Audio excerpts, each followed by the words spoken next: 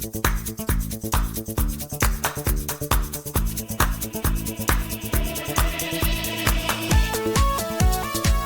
Friends, நான் உங்க SKA பேசுறேன். நேற்று ஜூலை 6ஆம் தேதி சென்னை ஈசிஆர்ல நெம்மேலி கடல் நீர் சுத்திகரிப்பு நிலையம் முதல்வர் விஜய் அங்க போறாரு, பிளான்ட் ஆய்வு பண்றாரு. அப்புறம் ஒரு கண்ணாடி டம்ளர் எடுக்கிறாரு, கடல்ல இருந்து வந்த தண்ணியை அப்படியே குடிக்கிறார். கேமராக்கள் எல்லாமே பிளாஷ் அடிக்குது. நல்ல படம், நல்ல ஹெட்லைன். ஆனா ஃப்ரெண்ட்ஸ், அதே ஈசிஆர் சாலையில அதே பிளான்ட் வாசல்ல ஒரு கல்லு காணாம போயிருக்கு, ஒரு கல்வெட்டு காணாம போயிருக்கு. முன்னாள் திமுக அமைச்சர் அன்பரசன் அவர்கள் கேள்வி கேட்கிறார். 2024 பிப்ரவரி ஸ்டாலின் அவர்கள் வச்ச அடிக்கல் கல்வெட்டு எங்க? மறைச்சிட்டீங்களா, எடுத்துட்டீங்களா, உடைச்சு போட்டீங்களா, திராவிட மாடல் அடையாளத்தை அழிக்கிறீங்களா அப்படின்னு திமுக குற்றம் சாட்டுது. அதிகாரிங்க என்ன சொல்றாங்க? கல்வெட்டு சாலையோரம் இருந்ததால டிராபிக் வைப்ரேஷன்ல டேமேஜ் ஆச்சு, மெயின்டெனன்ஸ்க்காக தற்காலிகமாக எடுத்தோம் அப்படின்னு அதிகாரிகள் விளக்கம் கொடுக்கறாங்க. யார் சொல்றது உண்மை? அது விசாரணையில தெரியட்டும். ஆனா ஃப்ரெண்ட்ஸ், இன்னைக்கு நான் உங்ககிட்ட பேச போறது அந்த கல்வெட்டு பற்றி கிடையாது, அந்த கல்வெட்டுக்கு அடியில் இருக்கிற கேள்வி பற்றி. ஒரே ஒரு கேள்வி, நம்ம தண்ணி அது அரசியல் விளம்பரமா இல்ல நாட்டின் ஆயுதமா? நாம பேசக்கூடிய இந்த தண்ணீர் ஒரு நாட்டின் ஆயுதமா இல்ல ஒரு அரசியல் விளம்பரமா? இந்த கேள்விக்கு விடை தேடி நாம இன்னைக்கு சென்னையிலிருந்து டோக்கியோவுக்கு போவோம், டோக்கியோவிலிருந்து டெலவீவ் போவோம், டெலவீவ்ல இருந்து பெர்ஷியன் கல்ஃபுக்கு போவோம், கடைசியில திரும்பி அதே ஈசிஆர் சாலையில வந்து நிப்போம். அப்போ இந்த கல்வெட்டு சண்டை எவ்வளவு சின்ன விஷயம்னு உங்களுக்கே புரியும். அதனால கடைசி வரைக்கும் பாருங்க. முதல்ல ஒரு உண்மையை பார்ப்போம். உங்க வீட்டு குழாயில வர தண்ணிக்கு மிகப்பெரிய ஒரு விலை இருக்கு. ஏரி தண்ணி, குளம் தண்ணி, குவாரி தண்ணி, இதை ட்ரீட்மெண்ட் பண்ணி கொடுக்கிற மெட்ரோ வாட்டருக்கு ஆகிற செலவு 1 கிலோ லிட்டருக்கு ரஃப்லி 15 ரூபாய்க்குள்ள அப்படின்னு எடுத்துக்குவோம். அதே 1 கிலோ லிட்டர் கடல் தண்ணியை குடிக்கிற தண்ணியா மாத்த நெம்மேலியில 36 ரூபாய் ஆகுது. மீஞ்சூர் பிளான்ட்ல இருந்து மெட்ரோ வாட்டர் தண்ணி வாங்குற விலை 48 ரூபாய் 66 காசு. இண்டஸ்ட்ரிக்கு 60 ரூபாய். இப்ப கணக்கு பாருங்க. Minjur 100 MLD, Nemmeli 100 MLD. இந்த ரெண்டு பிளான்ட்டை ஓட்ட மட்டும் தினமும் சுமார் 1.25 கோடி ரூபாய்க்கு மேல செலவாகுது. இந்த ரெண்டு பிளான்ட்டையும் டெய்லி ஓட்டுறதுக்கு மட்டுமே 1.25 கோடி ரூபாய்க்கு மேல செலவு. வருஷத்துக்கு கிட்டத்தட்ட 500 கோடி ரூபாய். இது எதுக்கு? சென்னையுடைய மொத்த தேவையில 1/4 பங்கு தண்ணியை கொடுக்கிறதுக்கு.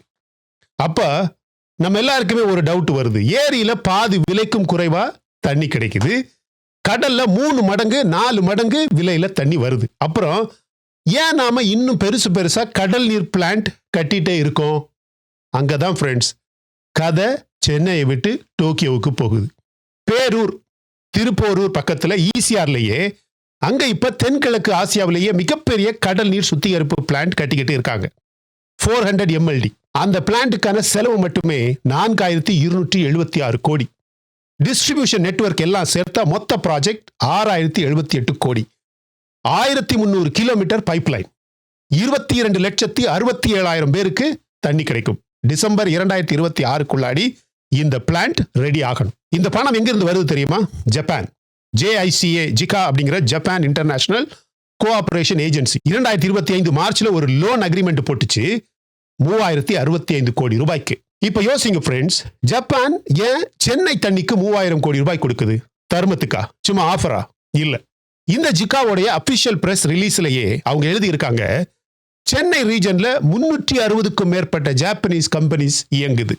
Chennai Bengaluru industrial corridor, automobile, electronics, manufacturing.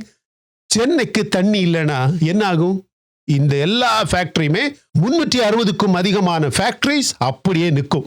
Factories நின்னா ஜப்பானுடைய குளோபல் சப்ளை செயின் நிற்கும். அவ்வளவுதான். அதனால ஜப்பான் பார்க்கிற பார்வையில நெம்மேலியும் பேரூரும் வெறும் குடிநீர் திட்டம் கிடையாது, அது அவங்க முதலீட்டை காக்கிற ஒரு கோட்டை. தண்ணி அங்க ஒரு ஸ்ட்ராட்டஜிக் அசெட். நாம இங்க கல்வெட்டுல யாரு பேரு இருக்கணும்னு சண்டை போடுறோம். டோக்கியோல உட்கார்ந்துக்கிட்டு ஒருத்தன் இதே இந்த பிளான்ட்டை உலக பொருளாதார மேப்ல மிகப்பெரிய ஒரு முக்கியமான புள்ளியாக பார்க்கிறான். வித்தியாசம் புரியுதா ஃப்ரெண்ட்ஸ்? சரி, தண்ணி எப்படி மிகப்பெரிய ஆயுதமாக மாறுது அப்படின்னு இன்னும் தெளிவாக பார்க்கணும்னா இந்த வருஷம் நடந்த மிகப்பெரிய ஒரு போரை நீங்க பாருங்க. பிப்ரவரி 28, 2026 அமெரிக்காவும் இஸ்ரேலும் சேர்ந்து ஈரான் மேல மிகப்பெரிய தாக்குதல் ஆரம்பிச்சது. ஈரான் பதிலுக்கு ஸ்ட்ரெயிட் ஆஃப் ஹார்மஸ் மூடிச்சு. உலகம் முழுக்க எல்லாரும் பேசினது எதை பற்றி? எண்ணெய் விலையை பற்றி, ஆயில் பிரைஸ். ஆனா கல்ஃப் நாடுகளில் உள்ள மக்கள் பயந்தது ஆயிலுக்காக கிடையாது, எண்ணெய்க்காக கிடையாது, தண்ணிக்காக. ஏன்னா அந்த நாடுகளுடைய உண்மையை நீங்களே கேளுங்க. கத்தார்ல குடிக்கிற தண்ணியில கிட்டத்தட்ட 99% கடல்ல இருந்து வருது. குவைத், பஹ்ரைன் சுமார் 90% வாட்டர் கடல்ல இருந்து வருது. ஓமன்ல ஆல்மோஸ்ட் 95% தண்ணி கடல்ல இருந்து வருது. சவுதி அரேபியா சுமார் 70%. துபாய், அபுதாபி, தோஹா மாதிரி பெரிய நகரங்கள் கிட்டத்தட்ட முழுசாக கடல் தண்ணியில தான் ஓடுது. கடல் தண்ணி நின்னா அந்த நகரங்களின் வாழ்க்கையே நிற்கும். போர் ஆரம்பிச்ச ஒரு சில நாட்கள்ல என்ன ஆச்சு தெரியுமா? மார்ச் 7 ஸ்ட்ரெய்ட் ஆஃப் ஹார்மஸ்ல இருக்கக்கூடிய இந்த குவாசம் தீவுல ஒரு டீசாலினேஷன் பிளான்ட் தாக்கப்பட்டதாக ஈரான் வெளிநாட்டு அமைச்சர் உலகம் முழுவதுமாக அறிவிச்சார். 30 கிராமங்களுக்கு தண்ணி கிடையாது. ஈரான்ல 30 கிராமங்களுக்கு தண்ணி பாதிப்பு. அடுத்த நாளே பஹ்ரைன் சொல்லுச்சு, எங்க டீசாலினேஷன் சென்டர் மேல ட்ரோனால் தாக்கப்பட்டு இருக்கிறோம் அப்படின்னு. யுஏஇல Fujairah power and water complex பக்கத்துல மிகப்பெரிய ஒரு ஆபத்து, டேமேஜ். குவைத்துல தோஹா வெஸ்ட் வாட்டர் ஸ்டேஷன் பக்கத்துல டேமேஜ். பாருங்க ஃப்ரெண்ட்ஸ், மிசைல் எங்க போய் விழுந்தது? ஆர்மி பேஸ்ல இல்ல, வாட்டர் டீசாலினேஷன் பிளான்ட் பக்கத்துல. அடையாளமாக உங்க மொத்த வாட்டர் சப்ளையுமே எங்களால தாக்கி அழிக்க முடியும் அப்படிங்கிற ஒரு அடையாளத்துக்காக வாட்டர் பிளான்ட் பக்கத்துல தாக்குதல்கள் செய்யப்பட்டது. இது புதுசு கிடையாது. 1991 கல்ஃப் வார்ல ஈராக் படைகள் குவைத்தை விட்டு போகும்போது என்ன பண்ணிட்டு போனாங்க தெரியுமா? குவைத் நாட்டுடைய டோட்டல் டீசாலினேஷன் கெப்பாசிட்டியை நாசம் பண்ணிட்டு போறாங்க. 35 வருடங்களுக்கு முன்னாடியே தண்ணி ஒரு வார் டார்கெட், வாட்டர் ஒரு வார் டார்கெட். அப்போ இதுல இருந்து தப்பிக்கிறது எப்படி? இங்கதான் ஒரு நாடு மொத்த உலகத்துக்கே பாடம் நடத்துது. அதுதான் இஸ்ரேல். இஸ்ரேல்ல பாதிக்க மேல நாடு பாலைவனம். மழை வருஷத்துல ஒரு பக்கம் மட்டும் பெய்யும், ஒரு குறிப்பிட்ட சீசன்ல மட்டும்தான் பெய்யும். 1990களில் இஸ்ரேல்ல விவசாயத்துக்கு தண்ணியே கிடையாது. ஏன்? குடிக்கிறதுக்கே கஷ்டம். இஸ்ரேல் முழுவதுமாக விவசாயம் காயுது. சீ ஆஃப் கேலிலி வத்திக்கிட்டு போயிட்டே இருக்கு அப்படின்னு சொன்னாங்க. அப்ப அவங்க ஒரு முடிவு எடுத்தாங்க. தண்ணிய அரசியல் விஷயமா பார்க்கறத அப்பதான் நிறுத்தினாங்க. தண்ணிய ஒரு நேஷனல் செக்யூரிட்டி அறிவிச்சாங்க. இன்னைக்கு இஸ்ரேலுடைய தெரியுமா, அவங்க வீட்டு குழாயில வர்ற தண்ணியில பாதிக்கும் மேல், ஒரு சில கணக்குப்படி பார்த்தா 50% இல்ல, ஆல்மோஸ்ட் 50 to 60 வாட்டர் எங்க இருந்து வருது தெரியுமா? மெடிட்டரேனியன் கடல்ல இருந்து வருது. டெலவிவ் பக்கத்துல இருக்கக்கூடிய சாரக் பிளான்ட் உலகத்திலேயே மிகப்பெரிய ரிவர்ஸ் ஆஸ்மாசிஸ் டீசாலினேஷன் பிளான்ட்ஸ்ல ஒண்ணு. அந்த ஒரே ஒரு பிளான்ட் இஸ்ரேல் முழுக்க குடிக்கிற தண்ணியில 20% மக்களுக்கு கொடுக்குது. அந்த பிளான்ட்ல இருந்து வந்த கழிவு நீர்ல 86% வாட்டரை ரீசைக்கிள் பண்ணி யாருக்கு கொடுக்கறாங்க தெரியுமா? விவசாயிகளுக்கு கொடுக்கறாங்க இஸ்ரேல்ல. உலகத்துல இஸ்ரேலுக்கு அடுத்தபடியாக 2வது இடத்துல இருக்கிற ஸ்பெயின் ரீசைக்கிள் பண்ற வாட்டரின் அளவு எவ்வளவு தெரியுமா? வெறும் 19%. 86% எங்க இருக்கு? 19% எங்க இருக்கு? இன்னொரு மிக முக்கியமான டேட்டா பாம் நான் உங்களுக்கு சொல்றேன். இந்த இஸ்ரேல் இருக்கக்கூடிய சோரக் வாட்டர் பிளான்ட், அந்த வாட்டர் பிளான்ட்ல 1000 லிட்டர் குடிநீர் தயாரிக்க ஆகிற செலவு எவ்வளவு தெரியுமா? வெறும் 58 அமெரிக்கன் சென்ட்ஸ். $1 கூட கிடையாது. நம்ம நாட்டு பணத்துக்கு வெறும் 50 ரூபாய்க்குள்ள. நாம மீஞ்சூர்ல வாங்குறதும் கிட்டத்தட்ட அதே 48 ரூபாய் தான். ஆனா வித்தியாசம் என்ன தெரியுமா? அவங்களுக்கு அந்த நாட்டுடைய உயிர் நாடி அது. அதை சுத்தி முழு சிஸ்டமுமே கட்டியிருக்காங்க.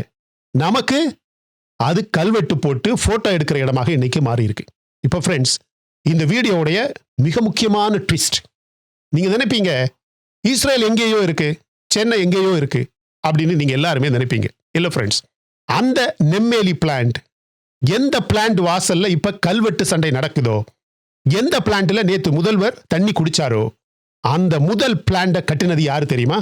வாடெக் வபாக். நம்ம சென்னையில ஹெட் குவார்ட்டர்ஸ் வச்சிருக்கக்கூடிய மிக முக்கியமான ஒரு இந்திய நிறுவனம். கூட பார்ட்னர்ஸாக ஐடிஇ டெக்னாலஜிஸ். அது யாரு தெரியுமா? ஒரு இஸ்ரேல் நிறுவனம். அதே இஸ்ரேல் தொழில்நுட்பம். யோசிங்க ஃப்ரெண்ட்ஸ், கல்வெட்டு யார் பேருன்னு நாம அடிச்சுக்கிறோம். ஆனா அந்த கல்லுக்கு பின்னால் இருக்க டெக்னாலஜி இஸ்ரேல் நாட்டிலிருந்து நம்ம சென்னையில் இருக்கக்கூடிய டெக்னாலஜி. அதை கட்டினது ஒரு சென்னை கம்பெனி. பணம் போடுறது ஜப்பான். உலகம் நம்ம பிளான்ட்டை ஒரு ஸ்ட்ராட்டஜிக் அசெட்டா பார்க்குது. நாம மட்டும் அதை ஒரு விளம்பர பலகையாக பார்க்கிறோம். இதுல ஒரு பெருமையான விஷயமும் இருக்கு ஃப்ரெண்ட்ஸ். இதை சொல்லாம போனா மிகப்பெரிய தப்பு. அந்த விஏடெக் வபாப் கம்பெனி இருக்கே, அது நம்ம சென்னை கம்பெனி. இன்னைக்கு உலகம் முழுக்க டீசாலினேஷன் பிளான்ஸ் கட்டுற ஒரு குளோபல் பிளேயர். இப்ப பேரூர்ல தென்கிழக்கு ஆசியாவுடைய மிகப்பெரிய பிளான்ட்டை கட்டிட்டு இருக்கிறதும் இந்த வபாக் கம்பெனி தான். மெட்டிட்டோ கூட ஜாயிண்ட் வெஞ்சர்ல செய்றாங்க. மெட்டிட்டோ அப்படின்னு இன்னொரு கம்பெனி இருக்கு. அந்த கம்பெனி கூட சேர்ந்து ஒரு கூட்டு பணியில செய்றாங்க. அதாவது இஸ்ரேல் கத்துக்கிட்ட அதே விளையாட்டுல இந்திய கம்பெனி இன்னைக்கு உலக அரங்கத்துல ஆடிக்கிட்டு இருக்கு. அதுவும் நம்ம சென்னையில் இருக்கக்கூடிய ஒரு கம்பெனி மொத்த உலகத்துக்கு டீசாலினேஷன்ல லீடிங் கம்பெனியாக மாறிக்கிட்டு இருக்கு. டெக்னாலஜி நம்ம கையில இருக்கு, திறமை நம்ம கையில இருக்கு. தமிழர்களிடம் இல்லாதது ஒண்ணுமே கிடையாது. அப்படி இல்லாததுன்னு ரொம்பவும் ஆணித்தரமாக சொல்ல ஆரம்பிச்சீங்கன்னா ஒன்னே ஒண்ணுதான், தண்ணிய ஒரு நாட்டின் ஆயுதமாக பார்க்கிற பார்வை. அந்த ஒரு பார்வை மட்டும்தான் நம்ம கிட்ட இல்லை. அது அடுத்தது எப்ப நடக்கும் அப்படின்னு நீங்க எல்லாருமே யோசிக்கணும் மை டியர் ஃப்ரெண்ட்ஸ். என்னுடைய ஹைபோதீசிஸை நான் சொல்றேன்.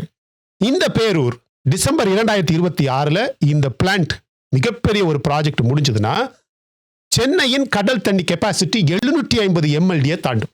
அதுக்கப்புறம் ஒவ்வொரு வருடமும் இந்த பிளான்ஸை ஓட்ட மட்டுமே 1000 கோடி ரூபாய் அளவுல செலவாகக்கூடிய நிலைமை வரலாம். நல்ல மழை பெஞ்சு ஏரியெல்லாம் நிரம்பி வழியிற நேரங்கள்ல இந்த விலை உயர்ந்த கடல் தண்ணியா அல்ல மலிவான ஏரி தண்ணியா அப்படிங்கிற கேள்வி அரசுக்குமே வரும். அந்த நேரத்துல கல்வெட்டு பண்ற அரசு பிளான்ட்டை குறை சொல்லும், ஸ்ட்ராட்டஜி பார்க்குற அரசு ரெண்டையுமே பேலன்ஸ் பண்ணும். இப்ப ஃப்ரெண்ட்ஸ், நான் நேர்மையாக ஒரு விஷயம் சொல்லி ஆகணும். நம்ம அரசு கிட்ட, முதல்வர் விஜய் அவர்கள் கிட்ட நாம சொல்ல வேண்டிய ஒரு நேர்மையான ஒரு வேண்டுகோள் அப்படின்னா, முதல்வர் விஜய் அவர்கள் தண்ணி குடிச்சு குவாலிட்டி பார்த்தது ரொம்ப மகத்தான ஒரு விஷயம், நல்ல விஷயம்தான். நேரடி ஆட்சி ஒரு அடையாளம் தான். ஆனா நம்ம தாவேக்கா இளைஞர்களும் சரி, நீங்க எல்லாருமே யோசிக்க வேண்டியது, இந்த ஆட்சி ஒரு போட்டோவோடு அல்லது ஒரு வீடியோவோடு நின்றுடக்கூடாது. அடுத்த ஸ்டெப் என்ன அப்படின்னு பார்க்கணும்.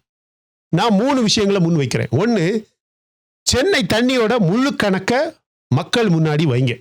ஒவ்வொரு சோர்ஸ்ல இருந்து 1 கிலோ லிட்டருக்கு எவ்வளவு செலவு, ஒயிட் பேப்பர் மாதிரி 3 மாசத்துக்கு அல்லது 6 மாசத்துக்கு ஒரு முறை வெளியிடுங்க. டாஸ்மாக் கணக்கு வெளியிட்ட அதே டிரான்ஸ்பரன்சி தண்ணிலையும் காட்டுங்க. 2, இஸ்ரேல் மாதிரி ஒரு long term water security policy கொண்டு வாங்க. கடல் தண்ணி எப்போ, ஏரி தண்ணி எப்போ, ரீசைக்கிள் எவ்வளவு, அரசு மாறினாலும் மாறாத ஒரு தேசிய கொள்கையாக தமிழ்நாட்டில் இருக்கணும். நம்ம இந்த சென்னையை சுற்றி தண்ணி இல்லைன்னு சொல்லக்கூடிய 4000க்கும் அதிகமான நீர்நிலைகள் இருக்கு. யார் இதை பற்றி பேசுறது? அந்த ஏரிகளை, அந்த நீர்நிலைகளை ரிஸ்டோர் பண்றது நாம சொல்லக்கூடிய இந்த டீசாலினேஷன் ப்ராஜெக்ட் இருக்குல்ல, அதை விட ரொம்ப மலிவு, ரொம்ப விலை குறைவு. 3வது விஷயமாக இந்த பிளான்ஸோடைய பாதுகாப்பு. கல்ஃப்ல நடந்ததை பார்த்தோம். பவர் சப்ளை நின்னா இந்த டீசாலினேஷன் பிளான்ட் நிற்கும். அதை கிரிட்டிக்கல் இன்ஃப்ராஸ்ட்ரக்சரா அறிவிச்சு அண்டர் நேஷனல் செக்யூரிட்டி கேட்டகரியில கொண்டு வரணும். திமுக நண்பர்கள் எல்லாருமே கேட்கலாம், எங்க தலைவர் கல்வெட்டை எடுத்தது நியாயமா அப்படின்னு கேட்கலாம். நியாயமான கேள்விதான். விசாரணை நடக்கட்டும். யார் என்ன செஞ்சாங்க, அது எப்படி உடைஞ்சது, எப்படி தூக்குனாங்க, அதிகாரிகள் சொல்றது உண்மையா, அது யாராவது விசாரிப்பாங்க. உண்மை வெளியே வரட்டும். ஆனா இந்த திமுக காரங்க கிட்ட நாம கேட்க வேண்டிய ஒரு கேள்வி, 2024 அடிக்கல் போட்டப்ப இந்த பிளான்ட்டை ஓட்டுற செலவுக்கு ஒரு பிளான் போட்டீங்களா? அந்த பணம் எங்க? ஒரு வருஷத்துக்கு எவ்வளவு செலவு பண்ணீங்க? கல்லு மேல பேர் போட்டா மட்டும் போதாது. ஏன்னா கடைசியா ஒரு முக்கியமான கதை நான் சொல்றேன். இந்த பிளான்ஸ் எல்லாம் பேசுற ஒரே ஒரு உண்மையை நம்ம ஊர் திருவள்ளுவர் 2000 வருஷத்துக்கு முன்னாடியே ஒரு குறள்ல சொல்லிட்டார். குறள் 17, நெடுங்கடலும் தண்ணீர்மை குன்றும் நடிந்தழிலி தான் நல்கா தாகிவிடின் அப்படின்னு. மேகம் கடல்ல இருந்து தண்ணியை எடுத்து மழையா கொடுக்கலன்னா அந்த பெரிய கடலே அதனுடைய வளத்தை இழந்துடும் அப்படின்றதான் குறள். கடல் கூட மேகத்தை நம்பி தான் இருக்கு. இன்னைக்கு நாம டெக்னாலஜியால மேகத்தையே பைபாஸ் பண்ணிட்டோம். ஆனா அதுக்கு விலை என்ன கொடுக்கறோம்? விலை கோடி கோடியா கொடுக்கறோம். வள்ளுவர் சொன்ன பாடம் ரொம்ப சிம்பிள். தண்ணி சுழற்சி உடைஞ்சா பெரிய கடல் கூட வறண்டு போயிடும். தண்ணி மேலாண்மை உடைஞ்சா பெரிய நகரமும் வறண்டு போயிடும். அப்போ ஆரம்பத்தில் நான் கேட்ட கேள்விக்கு வருவோம். நம்ம தண்ணி அரசியலுக்கு ஒரு விளம்பரமா, நாட்டுடைய ஒரு ஆயுதமா? ஜப்பானுக்கு அது முதலீடு, இஸ்ரேலுக்கு அது இறையாண்மை, கல்ஃப் நாடுகளுக்கு அது உயிர். நம்ம உலகத்தில் இன்னைக்கு நடக்கக்கூடிய போர்ல அதுதான் முதல் டார்கெட். நமக்கு மட்டும் அது இன்னும் ஒரு கல்வெட்டா? அந்த பார்வை மாறக்கூடிய நாள் தான் சென்னை உண்மையாக தாகம் தீரக்கூடிய நாளாக இருக்கும். கல் மேல எந்த பேர் இருந்தாலும் பரவாயில்ல ஃப்ரெண்ட்ஸ், குழாயில தண்ணி வரணும், கருவூலம் காலியாகாம இருக்கணும். அதுதான் உண்மையான திராவிட மாடல்னு பெரிய பெரிய தலைவர்கள் அந்த காலத்துல பேசினாங்க. அதுதான் இன்னைக்கு ஒரு புதிய மாடலாகவும் இருக்கணும். நான் சொல்லக்கூடிய இந்த விஷயத்தை பற்றி நீங்க என்ன நினைக்கிறீங்க?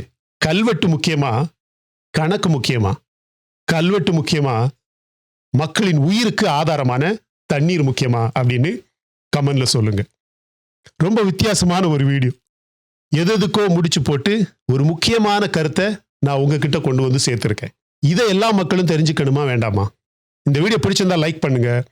இன்னும் நம்ம சேனலை நீங்க சப்ஸ்கிரைப் பண்ணலன்னா மற்ற வீடியோஸ் பாருங்க, உங்களுக்கு கண்டிப்பாக பிடிக்கும். பிடிச்சிருந்தா சப்ஸ்கிரைப் பண்ணா போதும். Thank you so much, my dear friends, for watching all my videos and supporting my channel. Until I come back with my next awesome video, it's bye-bye from Suresh. Stay safe, stay positive, stay active and stay fit and always dream big in your life.